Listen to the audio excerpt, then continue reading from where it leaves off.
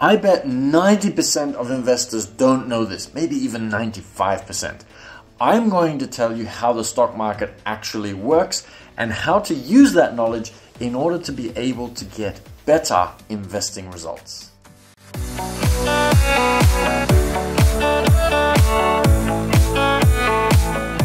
Interest rates. Interest rates are another economic condition.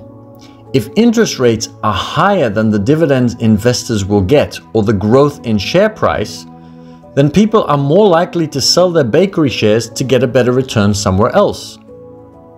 Inflation. Inflation can be a little bit similar. When inflation is high, companies with big debts can pay their debts more easily because there is more money floating around, making the debts easier to pay. But it may also cause interest rates to go up.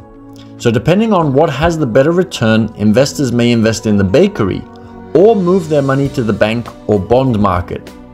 Investors are generally looking for the best place to get the highest return. Company earnings. If the bakery is making more profit, then obviously more people will want to buy shares in the company. And if the profits are going down, the opposite will happen. This happens even if the company doesn't pay dividends. Not all companies pay dividends, but earnings will generally cause a change in price. Investor sentiment. Investor sentiment can also play a role in stock prices. If investors are feeling optimistic about a particular stock or sector, they are more likely to buy shares, which can drive up prices. For example, when the government says they want more people to use solar energy instead of fossil fuels, people who hear this news will buy more solar company stocks, and fossil fuel companies are more likely to go down. Debt levels. We touched on it earlier, but what happens if you can't pay your debts? The bank will take your house, your car, whatever it needs to get its money back.